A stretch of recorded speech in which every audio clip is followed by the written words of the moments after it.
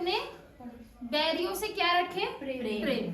अभी बीते ही समय है, 22 जनवरी की बात है और बड़ी बड़ी घटना जो उस समय हुई थी, आज से कुछ 23 साल पहले, ऑलमोस्ट 2000 के आसपास, 1999 में।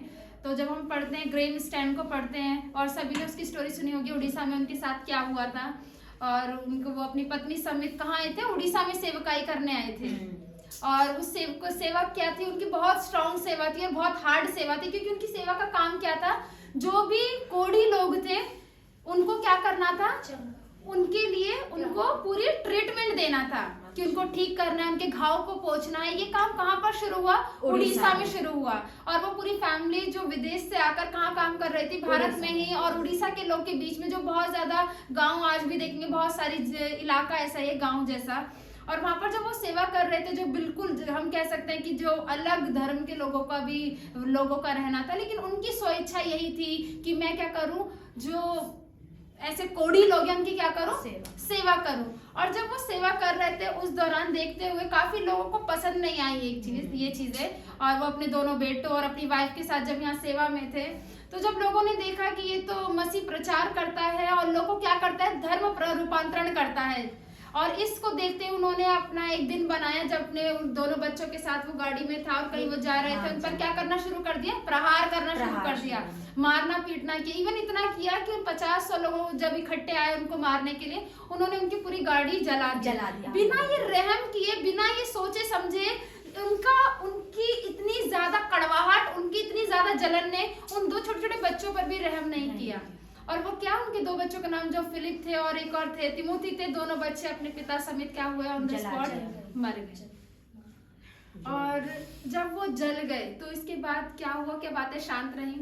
नहीं। जब ये कोर्ट कचहरी हुआ, लोगों ने प्रोटेस्ट करना शुरू किया, जब ये केस गया कोर्ट में, तो कोर्ट वालों ने कहा, जब पूरी जांच पड़ताल की कि सच में जो कोढ़ियों की सेवा करते हैं, इसका मतलब क्या है, इनको क्या जरूरत पड़ी यहाँ पर करने की। और जब पूरी जांच पड़ताल की गई तो उसमें धन रूपांतरण का एक शब्द नहीं था। और कोर्ट वालों ने कहा कि तो बिल्कुल स्वेच्छा, बिल्कुल बैर भाव के अपना सेवा का काम कर रहे थे। यहाँ तो एक बात भी, सेवा जो उनकी संस्था थी, जहाँ वो हॉस्पिटल उन्होंने खोला था, वहां तो एक भी ऐसी चीज नहीं पाई गई जब लोगों से भी पूछा गया कि किसी का धर्म रूपांतरण हुआ। और वो क्या कर रहे थे? क्या उसमें मसीही लोगों की सेवा हो रही थी? बस हर वो इंसान जो किसी भी बिना किसी जात धर्म को देखे, वो संस्था क्या कर रही थी? सेवा का काम। वो इंस्टीट्यूट किस लिए खुला था? कि वहां पर लोग जो पीड़ित हैं, जिनको कोढ़ी लोग, जो समाज बहिष्कृत करता है, फेंकता है, देखता नहीं, वहां से उठाकर उनको उस संस्था में लाकर क्या करते थे? उनका ट्रीटमेंट करते थे। लेकिन ये बात भी वहां के लोगों को क्या नहीं लगी? अच्छी नहीं लगी। और उसी वक्त उनको मारने के बाद जब पता चला रही, ये तो एक भी ऐसी बात नहीं पाई जाती कि वो किसके धर्म को बदल रहे थे, जबकि वो हमारे ही लोगों की क्या कर रहे थे? सेवा।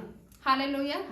वो सेवा कर रहे थे। और जब उनकी पत्नी से पूछा गया कि अब आप क्या चाहती हैं इन लोगों के विषय में, तो पता है उन्होंने क्या जवाब दिया? माफ कर दो। हालेलुया। वो क्या परिस्थिति थी माफ करने वाली? अगर हम तुम जैसा कोई होता तो सबसे पहले हम केस ही करते। हम क्या करते? पहले हम अपनी संतुष्टि के लिए मन का सब कर लें। लेकिन उस लेडीज ने क्या किया कि मैं इन्हें माफ कर दी। सोचो, क्या वो लेडीज कैपेबल थी क्षमा करने के लिए? वो सेवा अपने पति के साथ कर रही थी, पति का पूरा सहयोग करती थी उन लोगों को ठीक करने के लिए। क्या उस स्त्री में इतना सामर्थ्य बल था कि वो क्षमा कर पाती? नहीं कर पाती। लेकिन किसकी वो सेवा कर रही थी? प्रभु यीशु मसीह के। प्रभु यीशु मसीह को देखकर सेवा कर रही थी। अगर हम दूसरों के लिए भलाई करते हैं तो इसलिए नहीं मैं बहुत अच्छी हूँ या आप बहुत अच्छे, नहीं। हम जिसकी इबादत करते हैं वो ऐसा है कि वो हमें मजबूर करता है हम लोग की सेवा करें। हालेलुया। हमें कोई काबिलियत नहीं है, औकात नहीं है कि हम किसी को कुछ दे सके, हम किसी को अपनी बात समझा सकें। लेकिन जिसकी हुजूरी में आप बैठते हैं, जिसकी संगति में आप रहते हैं, जिसके अनमोल मोतियों को आप पढ़ते हैं, वो प्रबल और सामर्थ्य है। हालेलुया।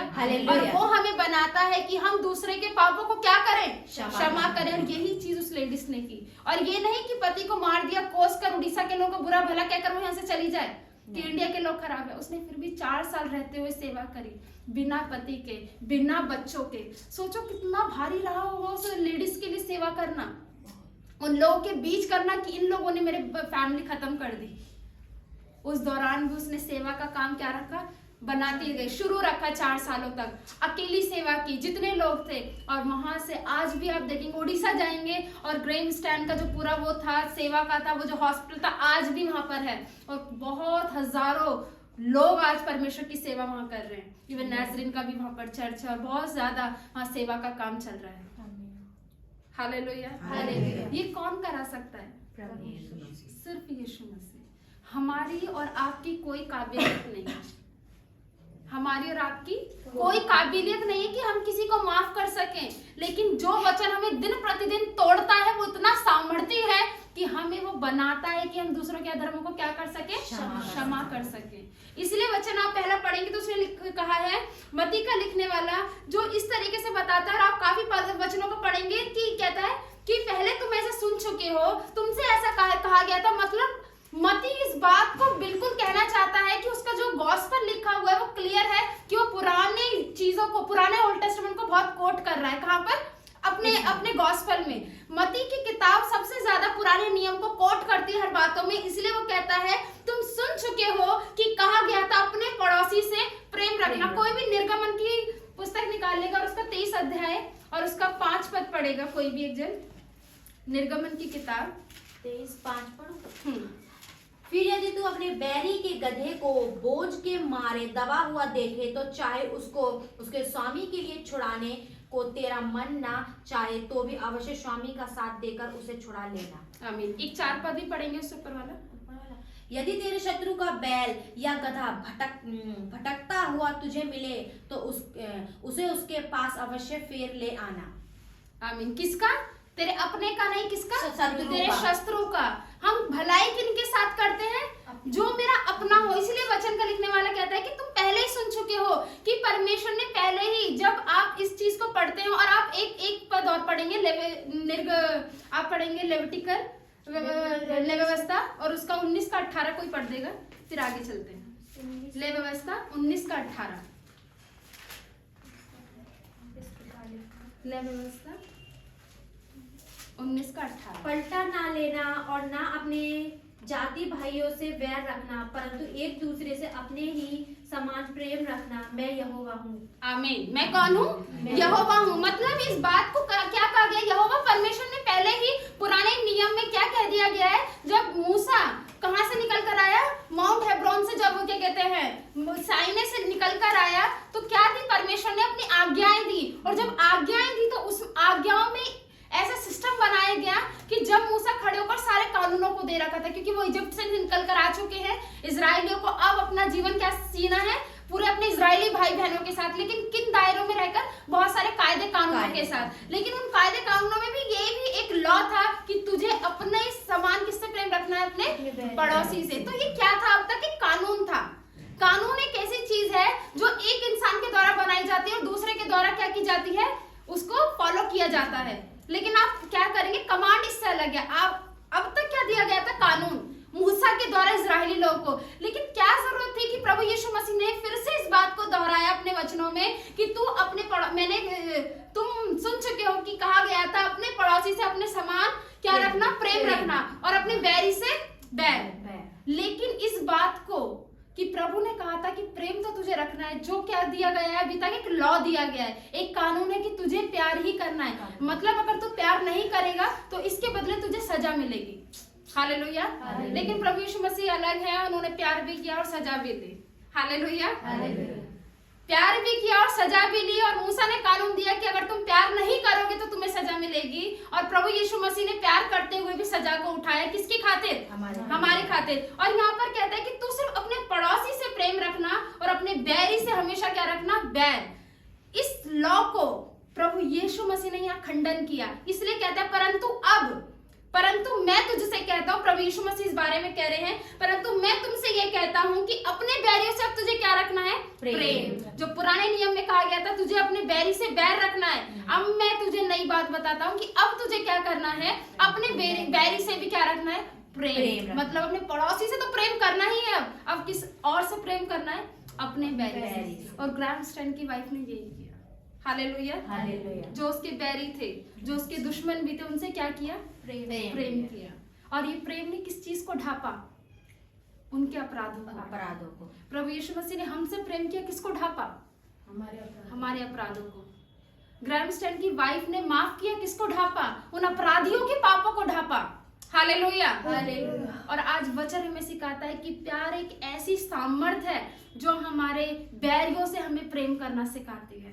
हालेलुया। जो हम तुम अपनी सामर्थ से नहीं कर सकते, अपने बुद्धि और अपने सामर्थ अपने दिल दिमाग से नहीं कर सकते, लेकिन है कुछ ऐसी पावर जो आपको आपके बैरियों से भी क्या कराती है? मेल मिलाप कराती है। और इसी बात को मत्ती कहता है कि पहले तो कहा गया था अपने पड़ोसी से प्रेम रख और बैरी से बैर, लेकिन अब मैं तुझे प्रभु यीशु मसीह आते हुए नई बात बताते हैं जो लॉ नहीं है, जो क्या है? कमांड है। और कमांड कौन देता है? सिर्फ एक अधिकारी। मूसा ने क्या दिया? लॉ दिया, जो एक व्यक्ति के द्वारा कहा गया और दूसरे के द्वारा माना गया, जो आप अगर इंडिया कॉन्स्टिट्यूशन देखें वो भी। लेकिन कमांड वो है जो सिर्फ एक अधिकारी देता है, और वो अधिकारी कौन था?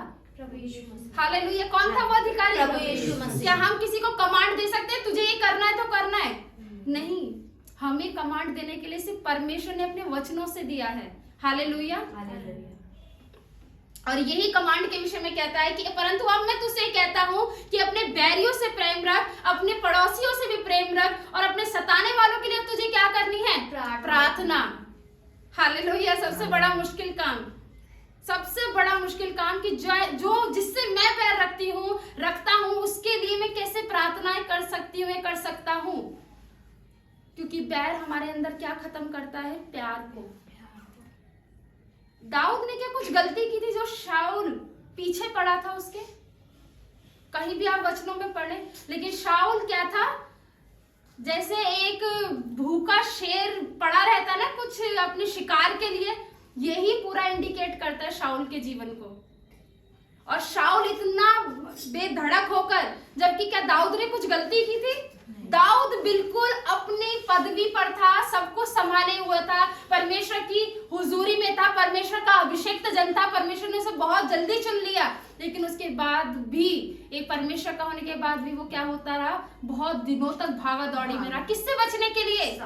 शाऊल से। क्या दाऊद के पास सारे अवसर नहीं हुए शाऊल को मारने के लिए? सारे अवसर हुए।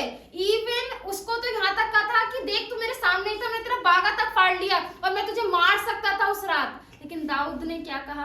कि तू परमेश्वर का अभिषेक्त जन है। हालेलुया। और शाऊल के अंदर बैर किस बात ने पैदा किया? सिर्फ उन बातों ने जो लेडीजों ने कहा कि शाऊल ने तो हजारों को, परंतु दाऊद ने लाखों को मारा है। हालेलुया। इस बात ने जो बैर उत्पन्न किया शाऊल के अंदर, वो बैर उसको लेकर ही गया। हालेलुया। वो बैर उसको कैसे लेकर गया? अपने आप वो मर्डर खुद किया, उसने अपना मर्डर खुद किया, अपनी सुसाइड अटेम्प्ट की। हालेलुया। और कोई बताएगा उसने कैसी मौत खुद करी? तलवार से अपने आप ही खुद। मतलब वो इतना, अंत तक भी वो इतना बैरी था कि कहीं मैं पलिस्तियों से ना मर जाऊं तो मैं अपनी तलवार पे खुद ही उल्टा क्या हो जाऊं? मर जाऊं। बैर।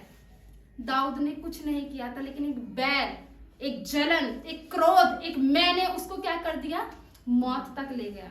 और उसको जो अंतिम संस्कार जिसको कहा जाता है, वो भी ऐसे लोगों के हाथों हुआ जो उसके खुद के नहीं थे। हालेलुया। जब लोग बैर करते हैं, लोग मैं करते हैं, लोग एक दूसरे से ईर्ष्या करते हैं, तो वो हमारे डेस्टिनेशन को क्या करती है? पूरा खत्म कर देती है। हमारे उद्देश्य को क्या कर देती है? खत्म कर देती है। और हमें क्या बना देती है? पूरा खोखला अंदर से। और शाऊल जहां बहुत सेवा कर सकता था, क्या किया? अपनी पूरी लाइफ दाऊद के पीछे लगा दी। और कोई अच्छे काम के लिए क्या? वो बहुत बड़े काम करने के लिए, सिर्फ किसके लिए? कि बस दाऊद मिले और मैं उसको मार दूं। ऐसे ही जब इंसान के अंदर बैर बैठ जाता है, घमंड और मैं बैठ जाती है, दुष्टता बैठ जाती है ना, तो वह ऐसे ही अपना आपा खोके क्या करता है? वो सारे काम करता है।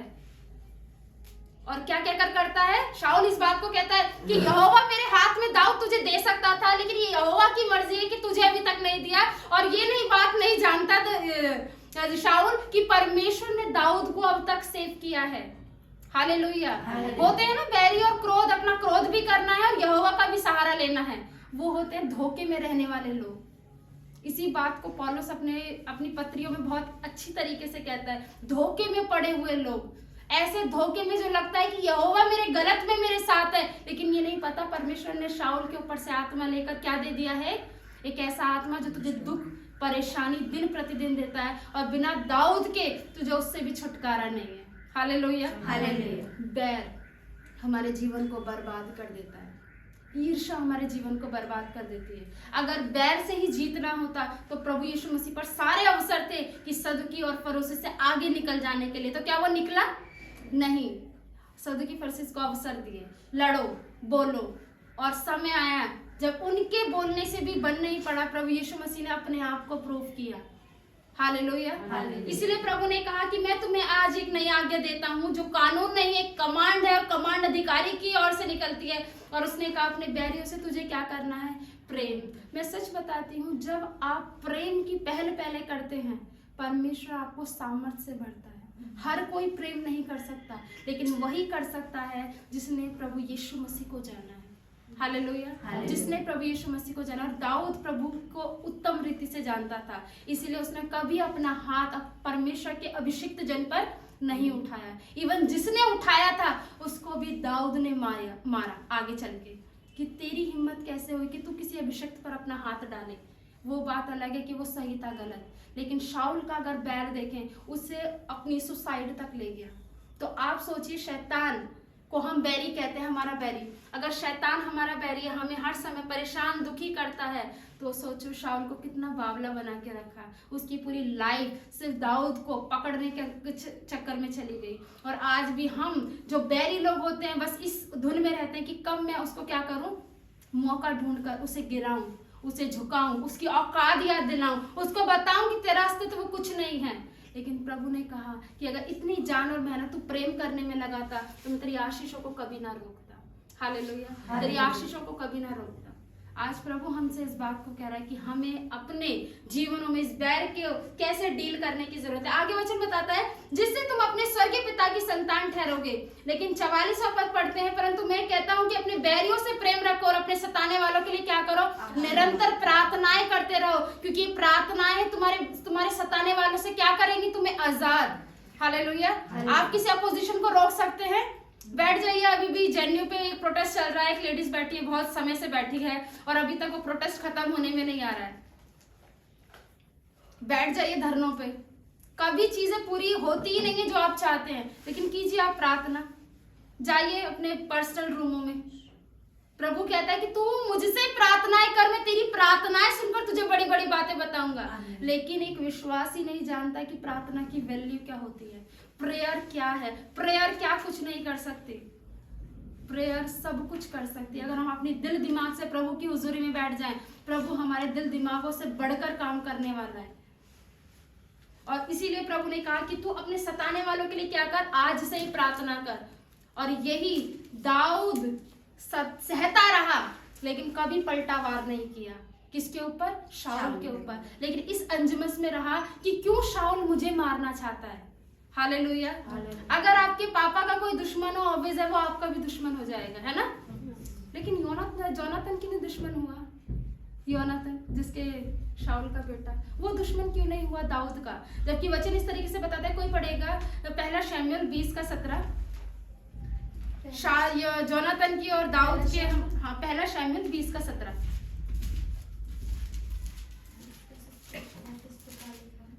और योनाथन दाऊद से प्रेम रखता था और उसने उसको फिर शपथ खिलाई, क्योंकि वे उससे अपने प्राण के बराबर प्रेम रखता था। आमीन। किसके बराबर? प्राण के बराबर प्रेम रखता था। मेरे पापा का तो दाऊद दुश्मन है, लेकिन मैं उससे कैसा प्रेम रखता हूँ? अपने प्राण के बराबर। क्या हम ऐसा प्रेम रख सकते हैं? क्या प्रभु यीशु मसीह ने, जितना भी लोगों ने उनका विरोध किया, क्या प्रभु को क्रूस पर चढ़ाने वाले कोई और लोग थे? उनके खुद के घर के थे, उनके खुद के अपने थे, बुलाए हुए लोग थे। और यही कारण था पतरस ने भी आखिरी समय पर क्या कर दिया, मैं नहीं जानता कि ये औरत मेरे विषय में क्या कहती है, कि मैं प्रभु यीशु मसीह को जानता हूँ या नहीं। हालेलुया। और यहाँ पर प्रभु का वचन बताता है कि योनाथन अपने प्राण के समान दाऊद से प्रेम रखता था। अगर हमारे पेरेंट्सों से कोई बैर करे तो हम उसके सबसे बड़े बैरी हो जाएंगे, लेकिन जोनाथन ने क्या किया? यहाँ ऐसा नहीं किया, क्योंकि जानता था कि दाऊद के साथ यहोवा है, और वो जानता था कि मेरा पिता गलत है,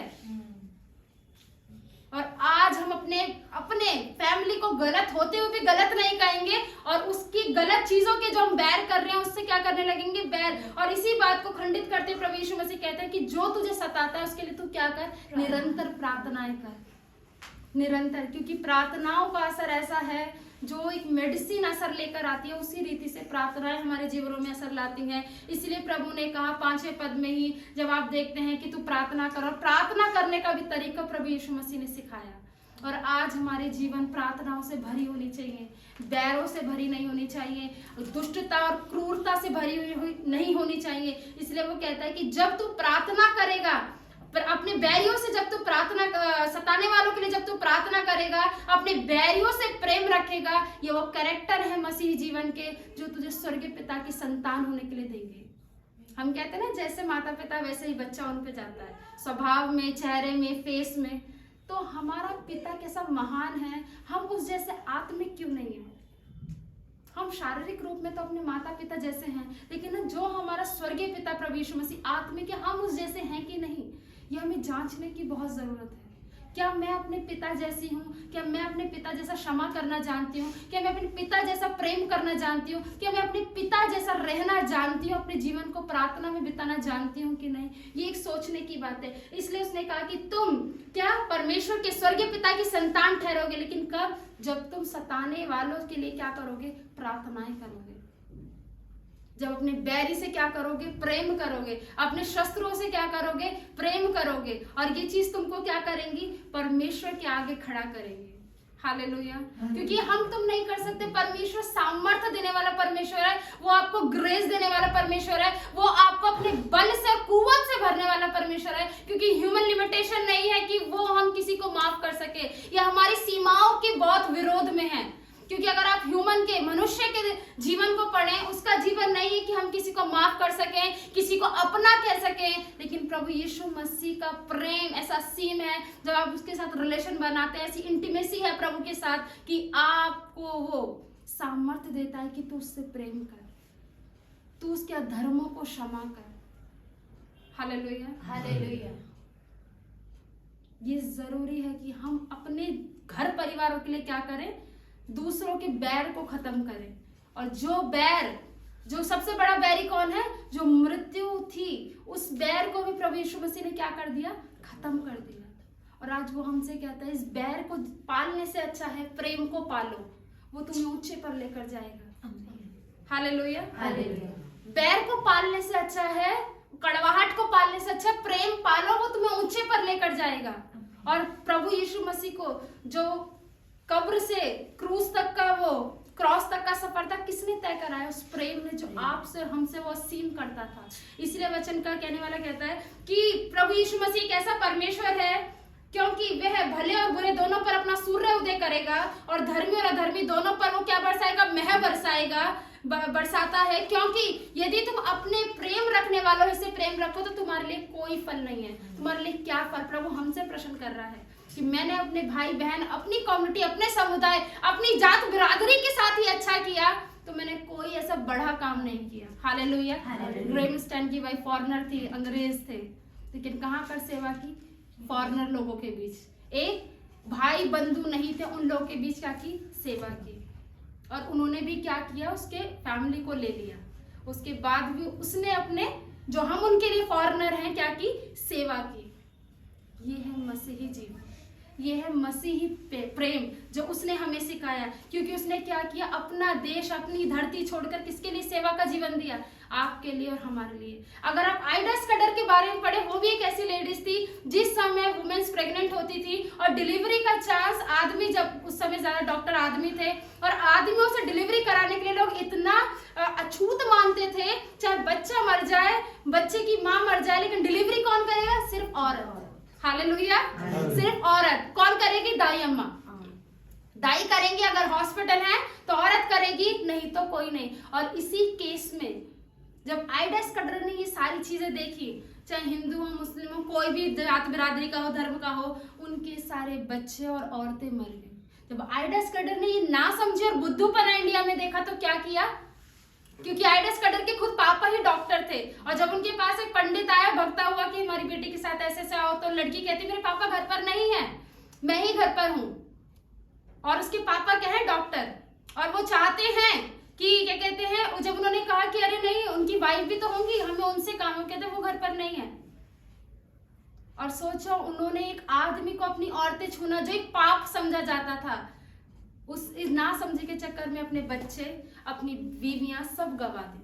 तब आइडा स्कंदर ने लोग की आंखों को खोली कि तुम क्या कर रहे हो, ये तुम किस अंधकार में जी रहे हो, तुम्हें एक आदमी ट्रीटमेंट करे औरत का, इससे ज्यादा तुमने इस चीज को अधर्म माना है कि वो हमारी पत्नियों को छुएंगे, वो हमारे बच्चों को डिलीवर करेंगे। और इस अंधविश्वास को आइडा स्कंदर ने इंडिया से खत्म किया। और उसके बाद जाकर ये जो आज कहते हैं ना सबसे ज्यादा डिलीवरी में देखें तो मेन है, आदमी लोग डिलीवरी करते हैं वुमेन्स की, वो इसीलिए ही है क्योंकि इस भ्रम को किसने खत्म किया, उस आइडा स्कंदर लेडी ने। हालेलुया। इसी भ्रम में हम रहते हैं कि बैर हमारी दुश्मनी को खत्म कर देगा, उसने 4 कही तो मैं 4 कहूंगी तो दुश्मनी एक स्तर पर आ जाएगी, अलावा इसके कि उसने 4 कही तो मैं अपना प्रेम दिखाऊं। हालेलुया।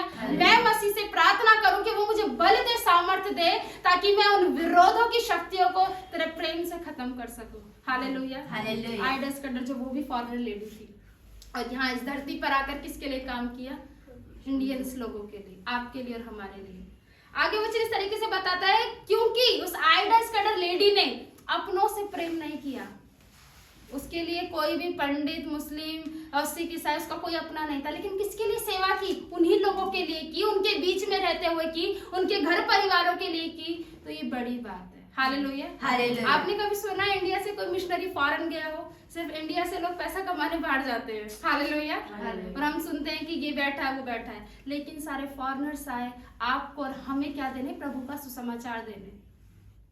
लेकिन हाँ, प्रभु यीशु मसीह के जो एक और चेले थे वो जरूर केरला में आकर हमारे लिए क्या किया, प्रभु के सुसमाचार का प्रचार प्रसार किया, जो आज हम उसके कलाम लेके बैठे। और आज भी बहुत सी जगह ये अंधविश्वास है कि विदेशियों का क्या है, धर्म है, विदेशियों की किताब है और उनकी ही रूपरेखा है जो आज हम चल रहे हैं। प्रभु का आगे वचन बताता है, यदि तुम बताता है आगे तो तुम्हारे लिए क्या फल, क्या महसूल लेने वाले भी ऐसा नहीं करते? महसूल, टैक्स कलेक्टर, जो यहूदी लोगों में क्या थे, यहूदी रोमन्स के अंडर में थे और रोमन्स लोगों के लिए वो काम करते थे, जहां पर वो उनके भाई हो, रोमन्स हो, यहूदी हो, सबसे वो क्या करते थे, टैक्स वसूल करते थे। उनके लिए अपनी जॉब के बीच में कोई यहूदी उनका भाई नहीं है, कोई रोमन्स उनका चाचा ताऊ नहीं है, उनके लिए सब टैक्स दोगे तो तुम एंटर करोगे कामों के लिए, नहीं तो नहीं करोगे। इसलिए उसने ये उदाहरण लिया, जैसे टैक्स कलेक्टर होता है कि तुम भी वैसे ही काम नहीं करते, सिर्फ अपने परिवार को पूछते हो, अपने परिवार की चिंता जताते हो और मेरा बिरादरी का हो, मेरा भाई बंधु हो, उसी के लिए प्रेम दर्शाते हो। इसलिए 47वां पद कहता है 47, यदि तुम केवल अपने भाई ही को नमस्कार करो तो कौन सा बड़ा काम करते हो, क्योंकि प्रभु यीशु मसीह ने सिर्फ यहूदियों के लिए अपना प्राण नहीं दिया, पूरी कौम के लिए क्या दिया, अपना प्राण दिया। इसलिए कहा जब तुम ये काम करो, इसलिए चाहिए कि तुम सिद्ध बनो जैसा तुम्हारा स्वर्गीय पिता सिद्ध है। परफेक्ट, एक परफेक्ट जो लाइफ है वो कौन देता है आपको, मसीह देता है। इसलिए उसने कहा तुम परफेक्ट होना चाहते हो, फॉलो करो परफेक्ट चीजें प्रभु यीशु मसीह की, फॉलो करो उन पद चिन्हों को जो प्रभु ने आपको और हमको दिए हैं। आज प्रभु हमको बताता है, हमको सिखाता है कि तुम्हें क्या करना है, एक उत्तम जीवन जीना है। लास्ट एक पद पढ़ेंगे, रोमियो की पत्री 13 का 8 पद, कि ठीक है हमने बैरियों से नहीं झगड़े, हमने सताने वालों के लिए प्रार्थना भी की, तो प्रभु यीशु मसीह अभी क्या करेंगे, रोमियो उसका 13 का 8 पद, आपस के प्रेम को छोड़ और किसी बात में किसी के कर्जदार ना हो। Thank you. किसी के भी कर्जदार ना हो। एक प्रेमी है जो आप देते हैं और किसी के कर्जदार नहीं हो सकते कि मैंने प्रेम दिया तो हमें यह है कि वो भी प्रेम करे। लेकिन जब मसीह का प्रेम आप में फूटता है तो आप हो जाते हैं वो प्रेम करे ना करे, मेरे स्वभाव में है प्रेम करना, क्योंकि मैंने मसीह यीशु को जान लिया है। हालेलुया। आगे बताता है कि जो बैरी है, जो सताने वाले हैं, उनके लिए क्या करना है। आगे कर्जदार ना हो, क्योंकि जो दूसरों से प्रेम रखता है उसी ने व्यवस्था पूरी की है। क्योंकि यह कि व्यभिचार न करना, हत्या न करना, चोरी न करना, लालच न करना और इनको छोड़ और कोई भी आज्ञा हो तो सबका प्रशंस इस बात में पाया जाता है, अपने पड़ोसी से अपने समान प्रेम रख। आमीन। क्योंकि प्रभु का वचन बताता है, क्योंकि जब तुम अपने बैर को खत्म करोगे तो मेरे लिए भी तो जगह छोड़ो कि मैं तुम्हारी लड़ाई को पूरा कर सकूं। क्या करूं, मैं तुम्हारी लड़ाइयों को क्या कर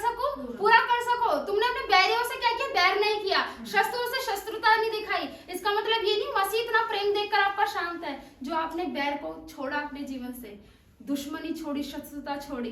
अब प्रभु ने वो बैर ले लिया, वो शत्रुता ले ली, वो दुश्मन और आपके दुश्मन को पकड़ लिया। अब प्रभु आपकी लड़ाई को लड़ेगा। हालेलुया। अब प्रभु कहता है कि तुम मेरे लिए कमरे को खाली छोड़ो, ताकि उस कमरे में मैं आकर तुम्हारी इन विरोधी चीजों को क्या कर सकूं, ठीक कर सकूं।